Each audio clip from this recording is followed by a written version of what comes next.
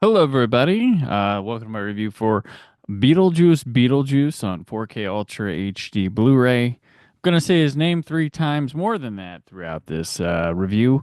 This is available now on 4K Ultra HD Blu-ray. It arrived on November 19th. You can order it now. I have a link in the description. Use that if you feel the need. Here we are taking a look at uh, this brand new movie, a sequel a long time coming from everybody who was involved in the original, except for Jeffrey Jones, except for the likeness of Jeffrey Jones is still back here.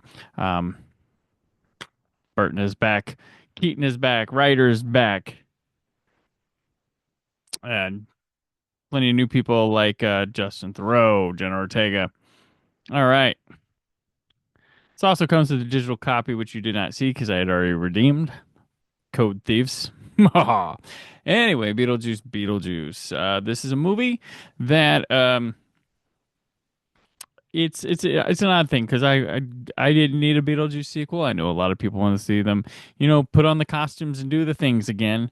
Luckily, that isn't really the case here too much. While they do, there's some nostalgia drips. I did appreciate that Burton was not interested, and his writers were not interested in doing the same thing over again. There are many neat ideas found in Beetlejuice Beetlejuice. Unfortunately, there are too many ideas and characters found in Beetlejuice Beetlejuice. There are some that are interesting all the way, need more exploration of, some work, some have too much. Like there are things that I feel like a couple more drafts would have had a nice tight lean Beetlejuice script. I do like that Beetlejuice isn't overused in this, and in the bonus features Michael Keaton talks about how that was an important factor, that they want more but don't give them more of Beetlejuice, use them about the same as you did before, because that's what works. And yeah, it's he's a fun side character to everything, even though the movie's named after him. Um, so like yeah, there's a whole story about Beetlejuice having a former wife that really has it's nowhere here to deal with other than to give Monica Bellucci a role, which she may be far older than me, but she is still wonderful to look at in movies and stuff. But and perfect here for Tim Burton. It's his main squeeze now, but she looks like a neat little character here. But I would have axed that subplot altogether. Doesn't really, you forget about it at times. You're like, oh yeah, what was going on with that? Oh yeah, man.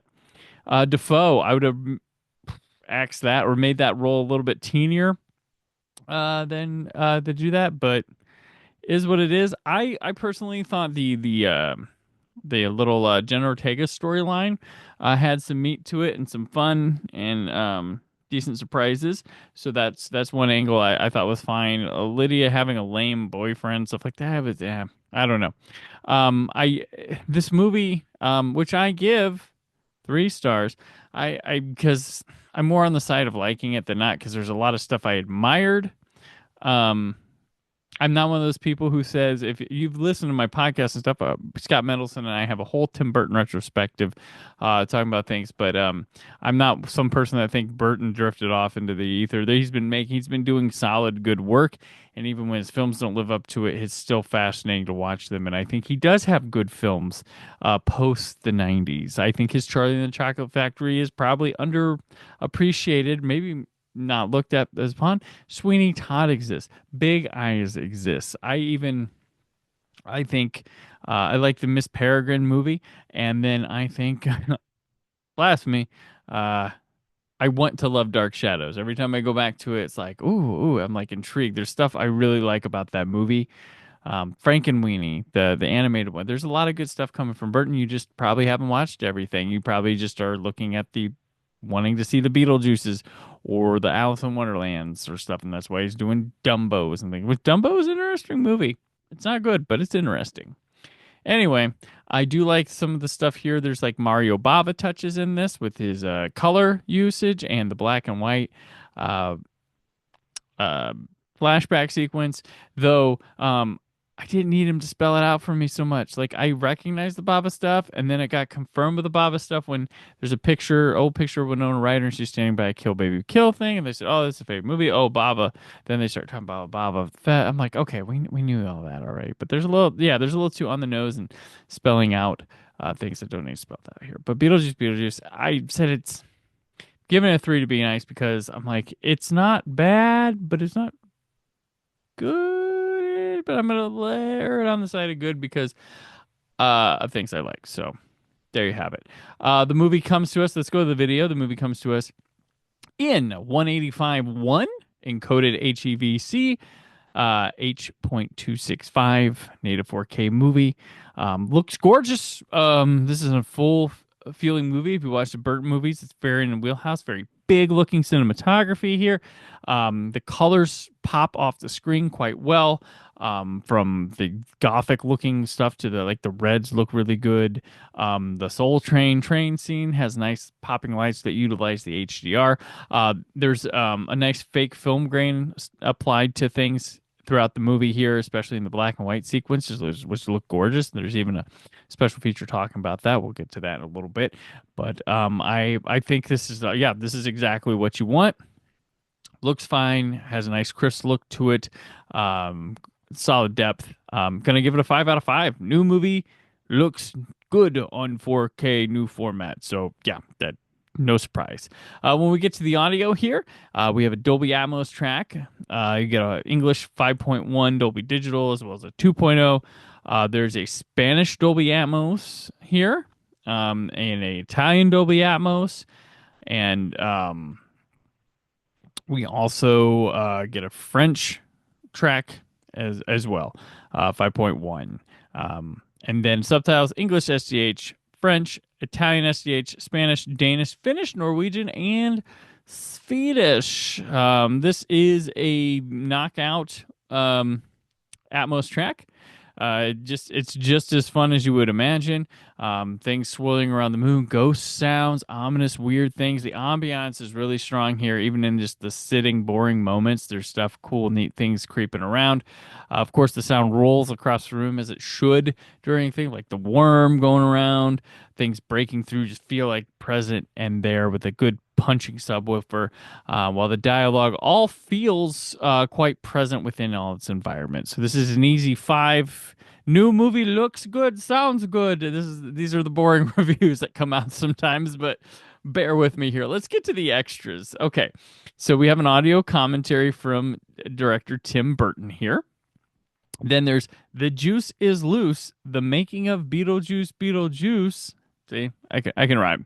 This is about 28 minutes long, and it's a nice kind of fluffy behind the scenes, but it has some depth to it. It's like an in between. It's not quite EPK stuff, but it's kind of on the nose with talking about things, and it gets scene specific with some moments and things like that. But they talk about coming back to it, what made it work, and why Tim Burton wanted it now, and how they hurried it into production because this is the moment.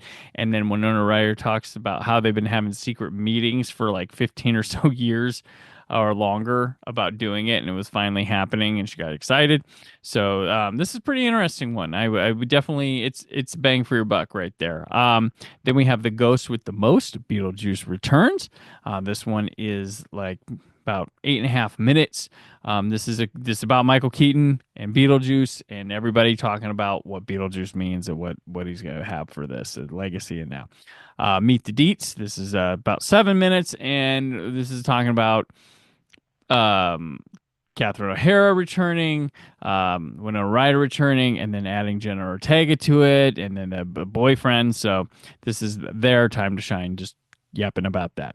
We then have Shrinkers Everywhere, 6.5 minutes, and this is a little piece about the Shrunken Head guys and what they're doing and how they advanced all that in the sequel from one to a bunch of people. So we then have an animated Afterlife, the stop motion art of Beetlejuice, which is a little over 9 minutes, and it talks about the stop motion work in the film and really cool. And this one's pretty lengthy, gives a nice in-depth look to it.